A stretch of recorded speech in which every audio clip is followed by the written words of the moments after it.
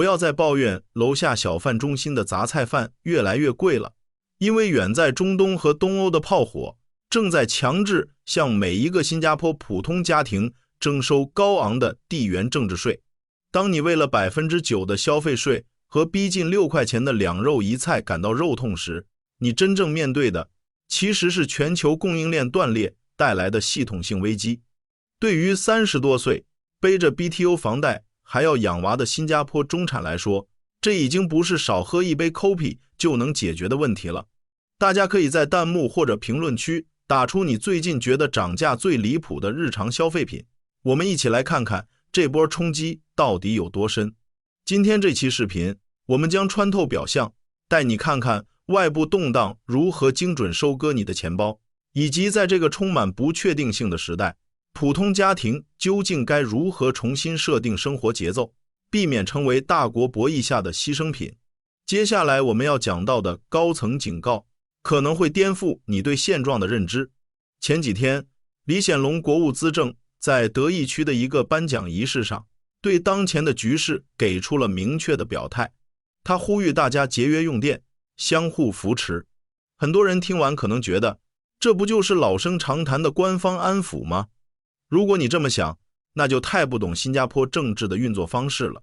新加坡政治的绝对核心，从来都不是左右翼的意识形态之争，而是纯粹的生存经济学。李资政的这番话，是一次极其硬核的社会心理建设。我们作为一个连水和食物都高度依赖进口的小红点，面对外部冲击时是极其脆弱的。当全球供应链为了规避地缘风险，从追求效率的准时制变成了囤积物资的防万一模式时，多出来的仓储、物流和能源成本最终都会变成 NTUC 超市货架上的标价。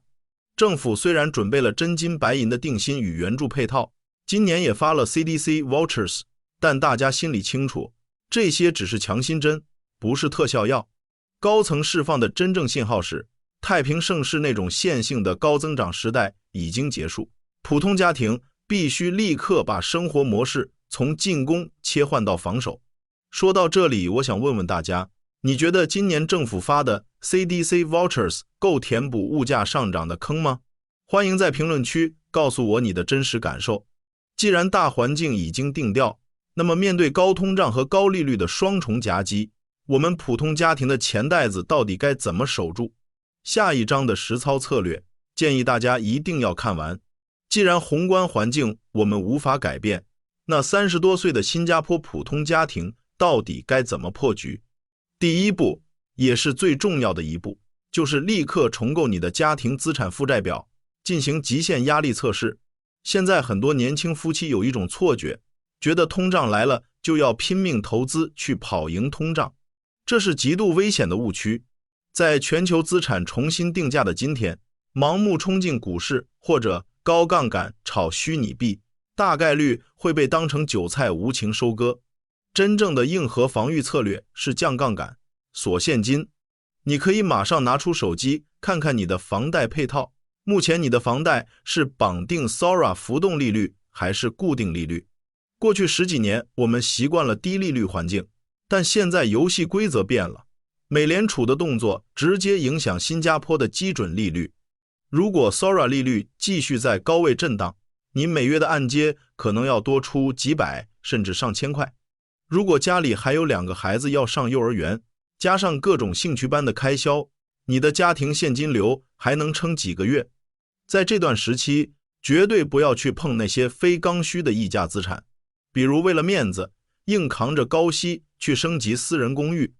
本质上就是你在替全球供应链的断裂买单，交了最昂贵的智商税。相反，你应该重新认识新加坡独有的制度红利，也就是你的 CPF。 在外面理财产品暴雷不断，银行定存利率开始波动的当下， CPF 里面 SA 户头那雷打不动的 4% 无风险复利，就是政府给你配置的顶级避险资产。很多30多岁的朋友总觉得 CPF 里的钱拿不出来就不去管它，但在动荡期，你可以考虑把 OA 户头里多余的钱转入 SA 户头，利用复利效应在未来为你建立强大的退休屏障。很多朋友可能会问，如果不去投资，钱放在银行里，不是会被通胀吃掉吗？在地缘政治高度紧张的周期里，保本比追求高收益重要10000倍。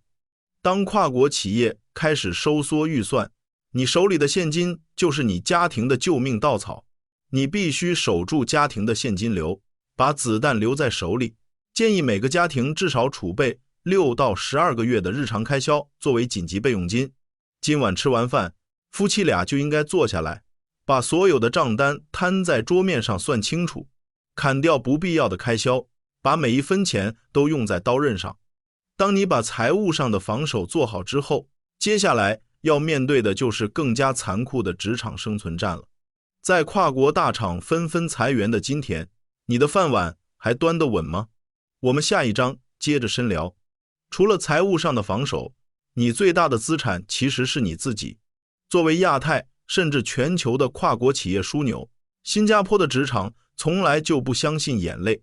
30到35岁正是你职场承上启下的关键期，但在人工智能普及和全球大企业重组的今天，如果你还在拼工作时长，那你就完全搞错了方向。你需要建立的是反脆弱的职场护城河。大家可以在心里评估一下，或者在评论区告诉我，你觉得自己的工作在未来3年内被人工智能或者海外团队取代的风险有多大？新加坡是一个高度开放的经济体，这意味着你不仅要面对本地大学毕业生的竞争，还要面对拿着 EP 和 SP 准证的全球精英的降维打击。为什么政府每年往 Skills Future 里面砸那么多钱，甚至给40岁以上的国人发额外的补助金？因为高层比你更清楚，低附加值的脑力劳动被淘汰只是时间问题。国家在用真金白银为你个人的试错和转型买单，这是极其罕见的政策红利。不要把下班后的业余时间浪费在无意义的抱怨上，去考取那些需要强人际交往、复杂本地化运营或者深度合规相关的硬核资格证。举个例子，单纯的数据录入或者初级代码编写很容易被外包到成本更低的周边国家，但是如何协调跨国团队的利益冲突，如何处理本地监管机构的 ESG 可持续发展合规要求，这些需要高情商、跨文化沟通能力和本地人脉资源的技能，是人工智能和远程外包无法轻易取代的。这才是你深耕新加坡本地市场的真正护城河。同时，李资正提到的相互扶持绝对不是一句空话。在经济下行期，你所在的社区网络，你与邻里企业的关系，你家庭内部的情绪价值，这些看似不能变现的东西，往往是把你从崩溃边缘拉回来的最后一道安全网。周末多带孩子去东海岸公园骑骑车，和祖屋楼下的邻居打个招呼，参与一些 CC 民众俱乐部的社区活动。当你面对职场压力或者财务焦虑时，一个稳定的家庭大后方和相互支持的社区环境，能够提供无可替代的情绪价值。强大的心理韧性，才是抵御经济寒冬的隐形财富。记住，职场的竞争是一场马拉松，谁的底盘更稳，谁才能笑到最后。在这个充满动荡的时代，每一个物价上涨的数字背后，都是大国博弈的暗流涌动。但请记住，新加坡从建国的那一天起，就没有拿过什么简单模式的剧本。我们这艘小国板之所以能航行到今天，靠的从来不是运气，而是极度务实的底线思维和未雨绸缪的行动力。面对外部的风雨，政府已经张开了安全网，但真正能握紧方向盘的是你自己。调整预期，守住现金，投资自己，照顾好家人。乱世之中，守住底盘，就是我们普通人最大的赢面。如果你觉得这期视频对你有启发，请务必点赞、订阅，并把它转发给你的另一半或者家人。今晚就坐下来，一起好好盘点一下家庭的财务健康状况。大家也可以点击说明栏或者置顶评论，里面有我整理的关于如何最大化利用 CPF 和 Skills Future 补贴的官方资源链接。我是带你专业解读亚太热点的频道主。我们下期深度观察再见。